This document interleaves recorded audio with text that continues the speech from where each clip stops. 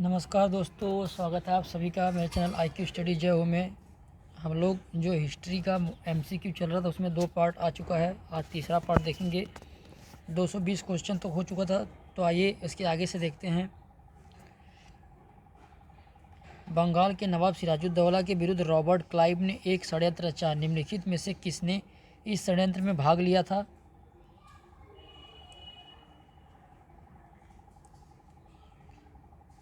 तो इस षड्यंत्र में दोस्तों जो भाग लिया था, आइए देख लेते हैं। Answer number A, Mir Jafar तथा अमीन चंद्र ने।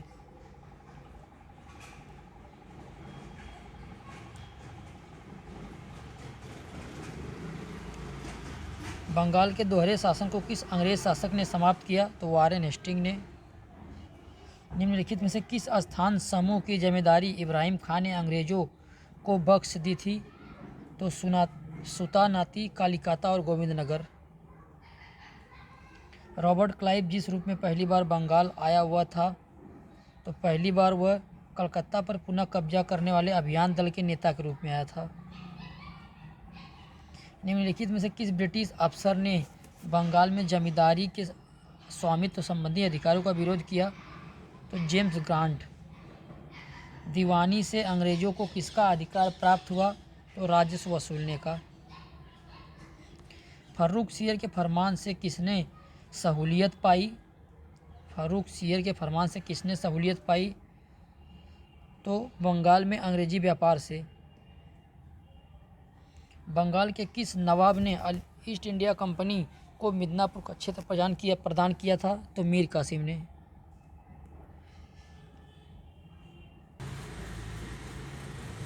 निम्नलिखित में से कौन नवाब सिराजुद्दौला के प्रति स्वामी भक्त में विशिष्ट था? तो मीर मदान। बंगाल के किस नवाब ने यूरोपियनों की तुलना मधुमक्खियों से की थी? तो अलीवर्दी खान ने। इलाहाबाद की संधि के बाद रॉबर्ट क्लाइव ने मुर्शिदाबाद का उप दीवान किसे बनाया था? मोहम्मद रजा खां को। और राजा सिताब राय को भी उप दीवान बनाया गया था। निम्नलिखित में से कौन सा ऐसे कथन सही है? तो आइए देख लेते हैं। एक मिनट दोस्तों, इसमें क्वेश्चन था इलाहाबाद की संधि के बाद रॉबर्ट क्लाइव ने मुर्शिदाबाद का उप दीवान किसे बनाया था? तो मुर्शिदाबाद का उप दीवान मोहम्मद रजा खां थे और बिहार के उप दीवान राजा सिताब राय। बिहार और मुर्शिदाबाद बंगाल का उप दीवान मोहम्मद रजा खान।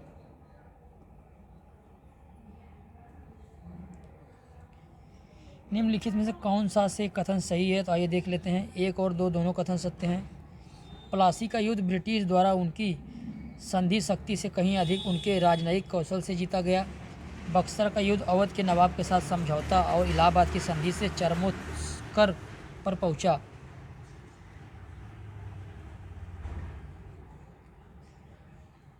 बंगाल में फोर्ट विलियम का प्रथम अध्यक्ष कौन था? तो चार्ल्स आयर। फोर्ट विलियम कहाँ पर स्थित है? तो कलकत्ता में स्थित था या कलकत्ता में? मीर जाफ़र था बंगाल का नवाब। अंग्रेजों की बंगाल में पैठ के विषय में निम्नलिखित कथनों में से कौन सा सही है? कौन सा ऐसे सही है? तो केवल एक। जॉब चारनाक अगस्त 1690 में सुल्तानती में आया तथा उसने कलकत्ता की स्थापना की, जो बाद में ब्रिटिश भारतीय साम्राज्य का केंद्र बना। निम्नलिखित कथनों पर विचार कीजिए। आइए देखते हैं कौन सा कथन सत्य है। तो इसमें दोनों कथन सत्य हैं।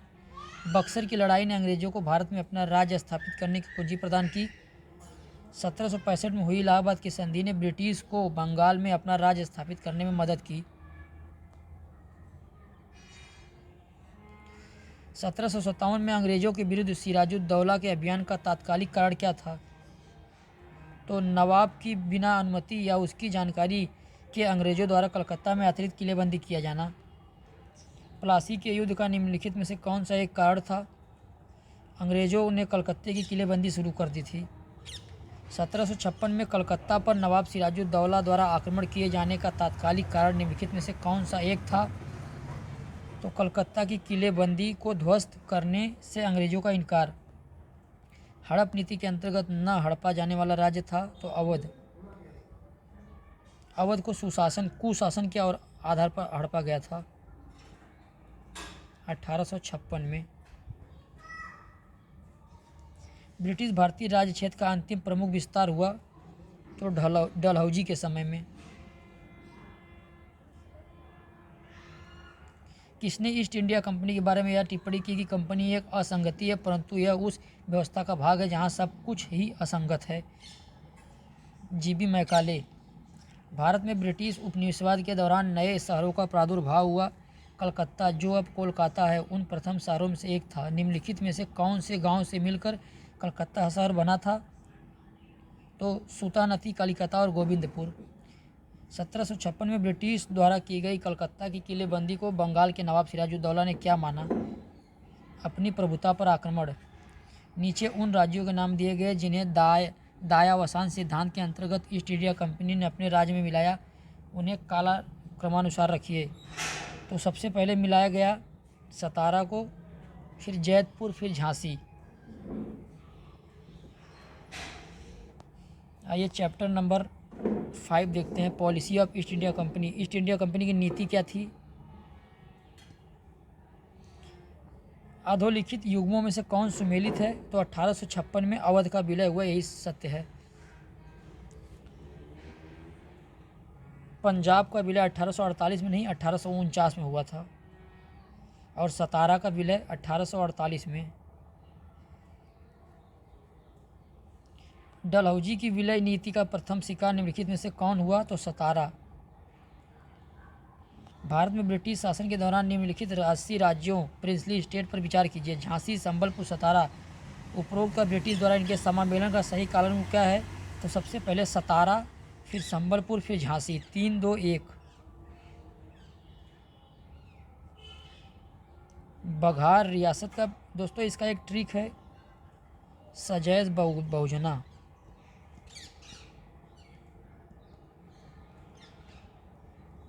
स से सतारा, ज से जैतपुर, फिर स से संबलपुर, फिर ब से बरार, फिर उदयपुर, फिर झांसी। बघार रियासत का ब्रिटिश में विलय कब हुआ? दोस्तों ब से बरार नहीं, ब से बघार है। बघार रियासत का ब्रिटिश में विलय हुआ 1850 में। निम्नलिखित में से किसने विलय की नीति नियोजित एवं क्रियान्वित की? तो डलहौजी ने। निम्नलिखित में से किसने लक्ष्मीबाई के पति की मृत्यु के उपरांत उसके दत्तक पुत्र को उत्तराधिकार से वंचित किया तथा बाद में राज को अपने कब्जे में ले लिया? तो डलहौजी ने।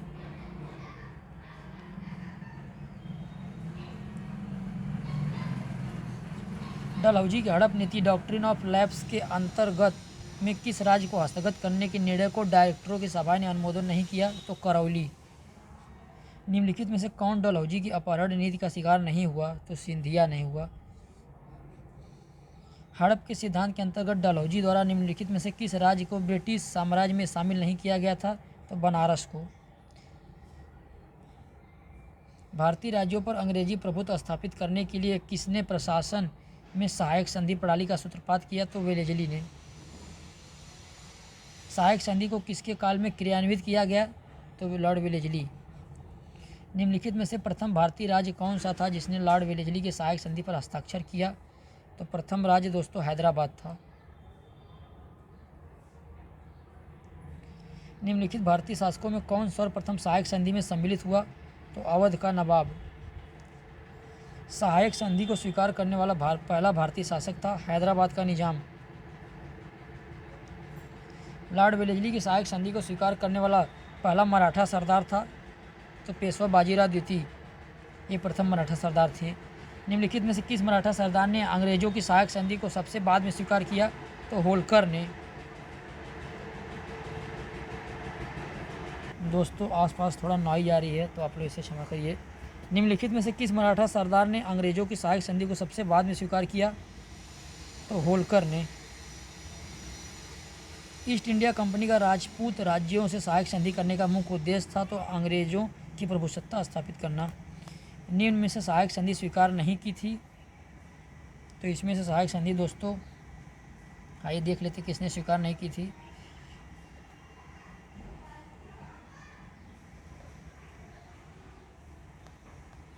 तो इंदौर के होलकर राज ने।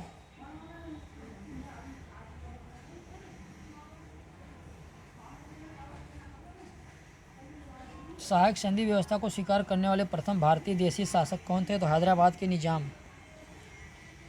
ब्रिटिश साम्राज्य में अवध का विलय हुआ तो 1856 में। निम्नलिखित में से डलहौजी की सबसे गंभीर राजनीतिक भूल कौन सी थी? अवध का अधिग्रहण।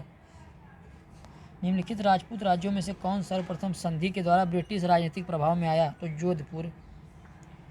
निम्नलिखित में से कौन अंग्रेजों की सहायक संधि में मित्र थे? तो इनमें से कोई नहीं। सहायक संधियों के द्वारा अंग्रेजों ने भारतीय नरेशों की किस चीज़ को नियंत्रित किया? तो उनके विदेशी राष्ट्रों से संबंध। 1856 में अवध ब्रिटिश साम्राज्य में समामेलित नहीं किया गया होता यदि अवध के नवाब ने ब्रिटिश राज्य द्वारा सुझाए गए सुधारों को लागू करने से इनकार नहीं किया होता। डलहौजी के काल में ब्रिटिश साम्राज्य में अवध का विलय किस आधार पर किया गया? तो कुशासन के आरोप पर। ब्रिटिश द्वारा कुशासन का बहाना लेकर निम्नलिखित प्रांतों में से किस एक का शासक हटा दिया गया? तो अवध का। अंग्रेजों ने अवध पर कब और क्यों अधिकार किया? तो कुशासन के कारण 1856 में। अवध के नवाब वाजिद अली शाह को ईस्ट इंडिया कंपनी ने गद्दी से उतार दिया था 1856 में। निम्नलिखित में से कौन सा एक सहायक संधि सब्सिडरी अलायंस के बारे में सही नहीं है? तो आइए देख लेते हैं। इसमें से थर्ड सही नहीं, बाकी सभी सत्य कथन। तो आइए सत्य देख लेते हैं कौन कौन सा है। ब्रिटिश सेना समनुषंगी राज्य में नियुक्त की गई, यह वेलेजली द्वारा निरूपित किया गया था। थर्ड गलत है दोस्तों। गोद लेने के बाद, इसमें नहीं, गोद लेने के बाद डलहौजी के समय शुरू की गई थी राज्यों को। और समनुषंगी राज्य में ब्रिटिश रेजिडेंट तैनात किया गया था। ये तीनों कथन सत्य हैं। सही क्रम में कीजिए। अस्थायी बंदोबस्त, हड़प की नीति, सहायक संधि और बंगाल का विभाजन। तो इसमें आएगा दोस्तों 1, 3, 2, 4। सबसे पहले स्थायी बंदोबस्त जो 1793 में आया था।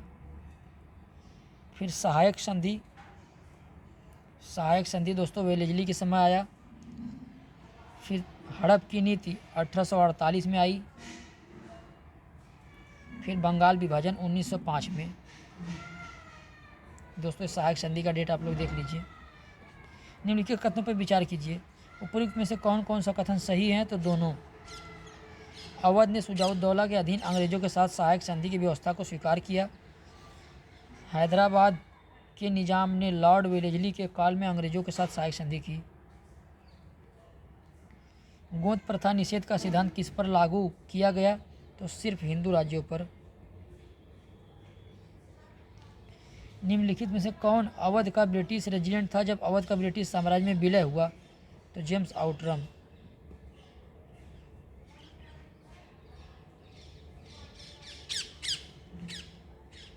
आइए चैप्टर नंबर 6 देखते हैं। जो राजस्व और न्यायिक सुधार हुए ब्रिटिश के समय में। निम्न में से किसने रैयतवाड़ी व्यवस्था प्रारंभ की? तो मुनरो ने, थॉमस मुनरो। निम्नलिखित में से कौन ब्रिटिश शासन के दौरान भारत में रैयतवाड़ी बंदोबस्त के प्रारंभ किए जाने से संबंध थे? तो थॉमस मुनरो और अलेक्जेंडर रीड। 2 और 3। चीर अस्थायी बंदोबस्त के बारे में निम्नलिखित में से कौन सा कथन सत्य है? तो इसमें से दोस्तों जो हमारा कथन सत्य है केवल 2। चीर अस्थायी बंदोबस्त ने भूमि पर वंशागत अधिकार वाले भूमि स्वामियों का एक नया वर्ग बनाया। दोस्तों चीर अस्थायी बंदोबस्त मद्रास, बम्बई नहीं बल्कि बंगाल की तरफ लागू किया गया था। बंगाल, उड़ीसा, उत्तर प्रदेश में, बनारस में। और तीसरा है चीर अस्थायी बंदोबस्त द्वारा बने भूस्वामी किसी भी परिस्थिति के अधीन कभी भी हटाए नहीं जा सकते थे। गलत है।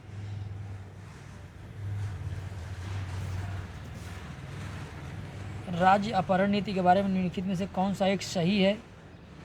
तो आइए देख लेते हैं। शासक की मृत्यु के पश्चात इसने गोद लिए गए उत्तराधिकारी को शासन करने की अनुमति नहीं दी। तो यही सत्य है दोस्तों।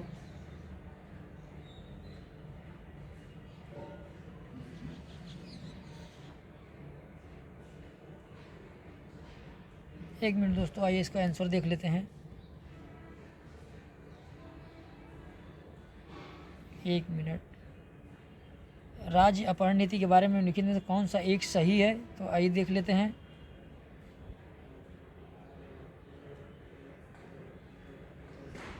तो इसमें सत्य है दोस्तों डी। इसने भारतीय राज्य का समामेलन अनिवार्य बना दिया अगर उत्तराधिकारी को गोद लिया जाना ब्रिटिश प्राधिकारी द्वारा अनुमोदित न हुआ हो। भारतीय इतिहास की निम्नलिखित घटनाओं को सही अनुक्रम में पहचानिए। सबसे प्रारंभ से शुरुआत में, तो आइए देख लेते हैं। 4, 2, 3, 1। सबसे पहले पिट्स इंडिया एक्ट 1782 में आया दोस्तों। पिट्स इंडिया एक्ट 1784 में। उसके बाद लाहौर की संधि 4, 2, 3, 1। उसके बाद सहायक संधि आई, फिर लाहौर की संधि हुई, फिर राज्य अपहरण नीति। ब्रिटिश व्यवस्था में रैयतवारी भू राजस्व संग्रह प्रचलित था तो दक्षिणी भारत में। ईस्ट इंडिया कंपनी के मद्रास एवं मुंबई में निम्नलिखित में से किस भूमि बंदोबस्त व्यवस्था का प्रचलन किया, तो रैयतवाड़ी। मद्रास के रैयतवाड़ी बंदोबस्त के साथ कौन जुड़ा था, तो मुनरो। मद्रास में रैयतवाड़ी भूमि बंदोबस्त के प्रतिस्थापक थे, तो मुनरो। भारत में अंग्रेजों के राजस्व प्रशासन के संदर्भ में निम्नलिखित में से कौन रैयतवाड़ी बंदोबस्त तथा इसके कार्यान्वयन से संबंध होने के लिए जाना जाता है, तो टॉमस मुनरो। महालवाड़ी प्रथा कहाँ लागू की गई, तो उत्तर प्रदेश और राजस्थान। ब्रिटिश पंजाब में कौन सी राजस्व व्यवस्था स्थापित की गई, तो महालवाड़ी। महालवाड़ी प्रथा में किसके साथ राजस्व का बंदोबस्त हुआ था, तो ग्राम समुदाय के साथ, ग्राम समग्र रूप से। निम्नलिखित में से कौन सा ऐसी रैयतवाड़ी प्रणाली की विशेषताएं हैं, तो इसमें 1, 2 और 3।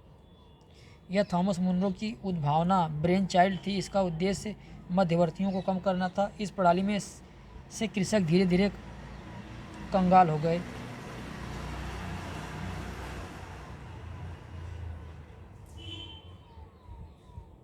एक मिनट दोस्तों, इसको मद्रास और बंगाल प्रेसिडेंसी नहीं, बंगाल में शुरू नहीं किया गया था, ये दक्षिणी भारत का था। ब्रिटिश द्वारा निम्नलिखित में से रैयतवाड़ी प्रथा लागू की गई थी, तो बम्बई एवं मद्रास प्रेसिडेंसी में। निम्नलिखित कथनों पर विचार कीजिए। लॉर्ड कॉर्नवालिस के समय में जमींदारी प्रथा के अनुरूप कौन कौन से हैं, तो इसमें सत्य केवल 2 है। यदि किसी जमींदार द्वारा नियत तिथि पर सरकार का भाग जमा न कराया जा सके तो उसकी जमींदारी नीलाम कर दी जाती थी। जमींदारों द्वारा संग्रहित किए जाने वाले राजस्व में सरकार का भाग 70% नहीं बल्कि 1/11 था। 10/11 दोस्तों, 10/11 सरकार का था और 1/11 जमींदार लेते थे। स्वतंत्रता पूर्व भारत के संदर्भ में निम्नलिखित कथनों पर विचार कीजिए। तो इसमें जो सत्य कथन कोई नहीं है दोस्तों, तो देख लेते हैं। फिर भी इसमें दिया गया सिविल प्रक्रिया संहिता को 1860 में लागू किया गया। कौन कौन से सत्य हैं दोस्तों, तो ये सत्य है आपराधिक प्रक्रिया संहिता 1862 में लागू किया गया। कोड ऑफ क्रिमिनल प्रोसीजर, ये दोनों सत्य हैं दोस्तों। मैंने आप लोग को बता दिया कोई सत्य नहीं है, जबकि ये गलत है। एक मिनट दोस्तों, इसमें कुछ कन्फ्यूजन हुआ है, कौन कौन से सत्य हैं, तो शायद इसमें कोई भी सत्य नहीं है। रैयतवाड़ी बंदोबस्त के संदर्भ में लिखित कथनों पर विचार कीजिए। कौन कौन से कथन सत्य हैं, तो 1, 2 और 3। रैयतवाड़ी किसानों द्वारा लगान सीधे सरकार को दिया जाता था। सरकार रैयत को पट्टे देती थी। कर लगाने के पूर्व भूमि का सर्वेक्षण और मूल्य निर्धारण किया जाता था।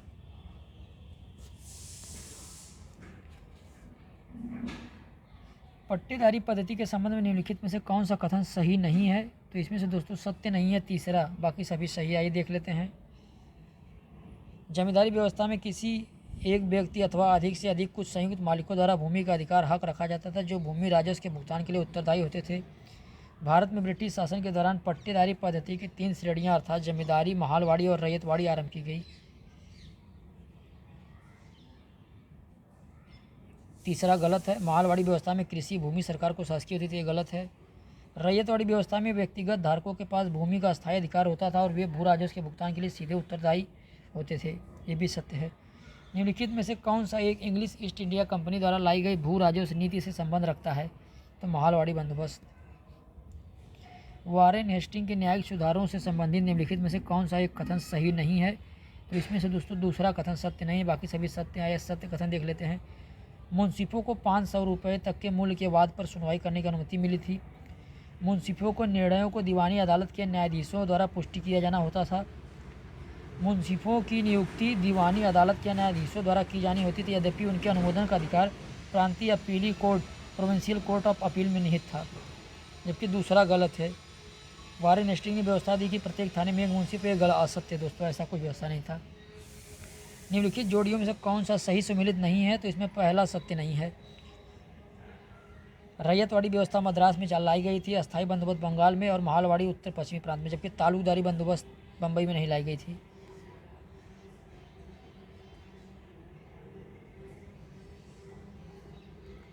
सूची 1 सूची 2 को मिलाना है, आइए देख लेते हैं।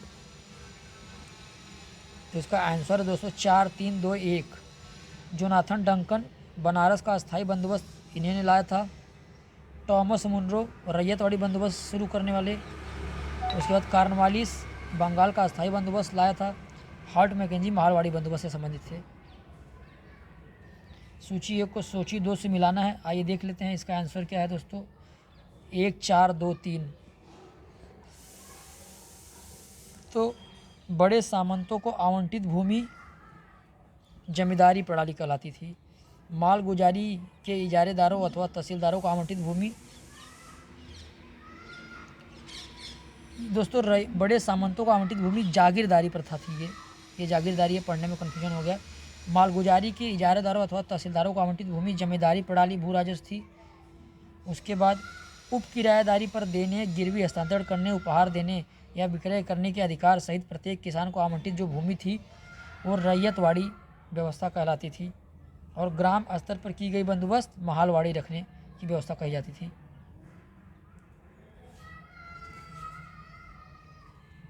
निम्नलिखित कथनों पर विचार कीजिए और बताइए कौन कौन से कथन सत्य हैं। तो इसमें देख लेते हैं, दूसरा और तीसरा कथन सत्य है। रेगुलेटिंग एक्ट 1773 द्वारा कलकत्ता में उच्चतम न्यायालय सुप्रीम कोर्ट स्थापित किया गया, जिसकी स्थापना 1774 में हुई।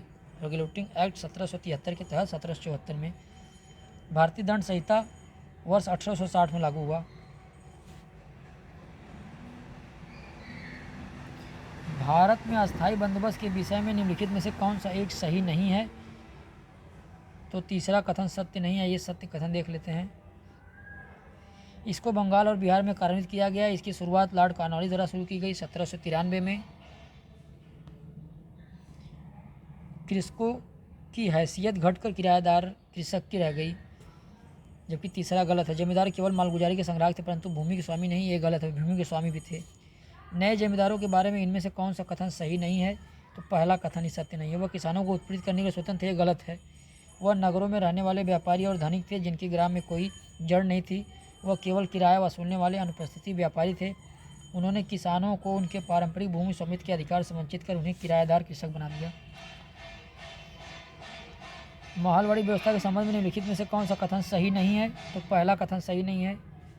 यह प्रत्येक ग्राम एवं महल पर अलग अलग लागू की गई थी, गलत है। यह अन्य दो व्यवस्थाओं के सुधार स्वरूप अपनाई गई अस्थायी व्यवस्था थी, यह सत्य है। सरकार ने इसमें प्रत्येक किसान के साथ व्यक्तिगत रूप से अनुबंध नहीं करते हुए संपूर्ण ग्राम समुदाय के साथ अनुबंध किया, ये भी सत्य है। यह गंगा घाटी, पंजाब और मध्य भारत के कुछ क्षेत्रों में लागू हुई, ये भी सत्य है। किसके प्रशासन काल में अस्थायी बंदोबस्त प्रारंभ किया गया। तो कॉर्नवालिस के काल में 1793 में। इसे इस्तमरारी व्यवस्था भी कहते हैं, इस्तमरारी।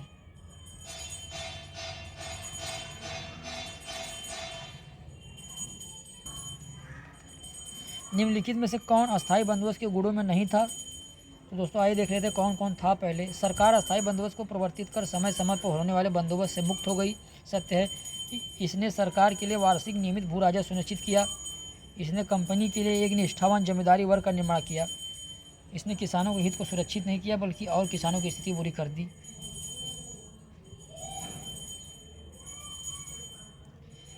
कॉर्नवालिस के निम्नलिखित सलाहकारों में से किसने अस्थायी बंदोबस्त के प्रस्ताव का विरोध किया था। तो अस्थायी बंदोबस्त के प्रस्ताव का विरोध दोस्तों जेम्स ग्रांट ने किया। अस्थायी बंदोबस्त परमानेंट सेटलमेंट किसके साथ किया गया। तो जमींदारों के साथ। बंगाल तथा बिहार में अस्थायी बंदोबस्त आरंभ किया गया था, कॉर्नवालिस ने किया था। अस्थायी भूमि व्यवस्था में जमींदारों का हिस्सा होता था, तो 1/11 और 10/11 सरकार का। इस्तमरारी बंदोबस्त किसने लागू किया। तो कॉर्नवालिस ने। इसी को अस्थायी बंदोबस्त या इस्तमरारी बंदोबस्त भी कहा जाता है। बंगाल तथा बिहार में अस्थायी बंदोबस्त लागू करने का श्रेय दिया जाता है तो कॉर्नवालिस को। अस्थायी भूमि व्यवस्था किन क्षेत्रों में लागू की गई। तो बंगाल सूबा और बनारस जमींदारी में। बंगाल में अस्थायी बंदोबस्त का विचार सर्वप्रथम किसने प्रस्तुत किया? तो फिलिप फ्रांसिस ने। अस्थायी भूमि व्यवस्था के बारे में आरसी दत्त के क्या विचार थे? तो उन्होंने इसका संपूर्ण समर्थन किया। निम्नलिखित बंदोबस्तों में से किसमें जमींदारी भू राजस्व संग्रह कराने में मध्यस्थ व्यक्ति के रूप में था? तो अस्थायी बंदोबस्त। चीर अस्थायी बंदोबस्त स्तंभरारी बंदोबस्त को अन्य प्रदेशों में बहुत ही कम विस्तारित किया गया, क्योंकि इसका वजह क्या था दोस्तों? सभी कारण थे। रिकार्डो के आर्थिक सिद्धांतों का नीति निर्माताओं पर प्रभाव पड़ा। 1810 ईस्वी के पश्चात कृषि मूल्य में वृद्धि हो गई, जिसमें फसल का मूल्य बढ़ गया, जबकि चीर अस्थायी बंदोबस्त में राज्य के अंश में वृद्धि स्वीकृत नहीं थी।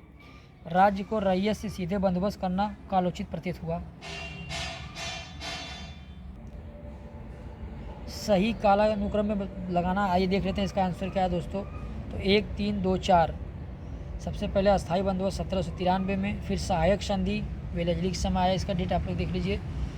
फिर उसके बाद हड़प नीति 1848 में जब डलहौजी आया, और बंगाल का विभाजन 1905 में।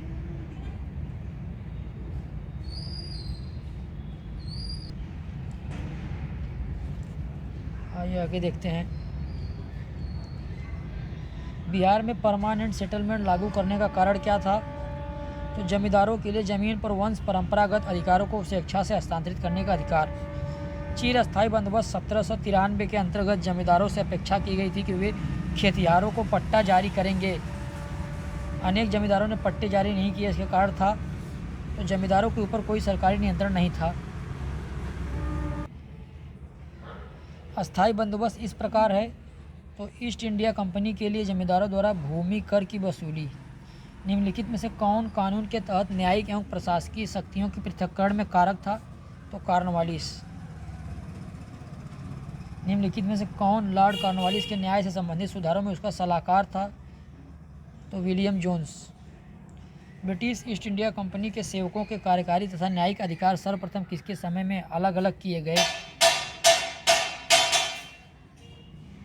तो कॉर्नवालिस के समय में।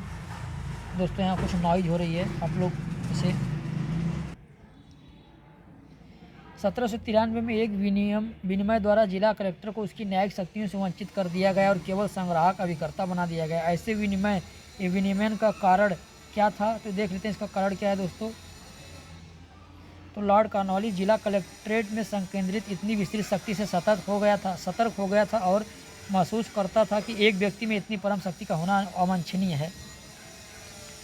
निम्नलिखित में से किस गवर्नर जनरल ने भारत की प्रसंविधाबद्ध सिविल सेवा कोवेंटेंट सिविल सर्विसेज ऑफ इंडिया का सृजन किया, जो कालांतर में भारतीय सिविल सेवा के नाम से जानी गई? तो कॉर्नवालिस। वॉरेन हेस्टिंग द्वारा भू राजस्व की पंचवर्षीय कृषि व्यवस्था प्रवर्तित करने का प्रमुख कारण क्या था? तो कंपनी के कर्मचारियों द्वारा भू राजस्व की व्यवस्था करने में हेस्टिंग की अक्षमता। वॉरेन हेस्टिंग द्वारा 1776 में अमीनी कमीशन की नियुक्ति किस उद्देश्य से की गई? तो अमीनी कमीशन जो बनाया गया था वो भारतीय कृषि व्यवस्था से संबंध व्यवस्थित सूचना एकत्र करने के लिए। किसकी अध्यक्षता में वह प्रथम न्यायिक योजना बनी थी, जिसके अंतर्गत बंगाल, बिहार व उड़ीसा को जिलों में बांटा गया था तथा प्रत्येक जिले को एक कलेक्टर के अधीन रखा गया था? तो वॉरेन हेस्टिंग। 1793 में लॉर्ड कॉर्नवालिस की भू व्यवस्था प्रणाली लागू होने के बाद कानूनी विवादों की प्रवृत्ति में बढ़ोतरी देखी गई। निम्नलिखित प्रावधानों में से किस एक को सामान्यतः इसके कारक के रूप में जोड़कर देखा जाता है? तो आइए देख लेते हैं इसका आंसर क्या है। उपयुक्त बी, ए तथा सी कथनों में से कोई भी सही नहीं है। तो जान दीजिए दोस्तों, पढ़ने की कोई आवश्यकता नहीं, यदि कोई कथन सत्य नहीं है तो। भारत में न्यायिक संगठन की स्थापना किसने की? तो लॉर्ड कॉर्नवालिस ने। क्रिमिनल ट्राइब्स एक्ट सर्वप्रथम कब अधिनियमित हुआ? तो 1871 में। ईस्ट इंडिया कंपनी के शासन में किस कोर्ट को फौजदारी अपील करने का सर्वोच्च कोर्ट माना गया? सदर निजामत। भारत के निम्न वायसरायों में से किसके काल में Indian Penal Code, Civil Procedure Code और क्रिमिनल प्रोसीजर कोड पारित किए गए? तो कैनिंग के समय। सहकारी साख सुझाव किसने दिया? तो फ्रेडरिक निक्सन ने। भारत में पंचवर्षीय बंदोबस्त किसने लागू किया? तो वारेन हेस्टिंग ने। धन्यवाद दोस्तों, आज यहीं ख़त्म करते हैं तीसरा पार्ट। इसके आगे का पार्ट हम अगले वीडियो में लेकर आएंगे।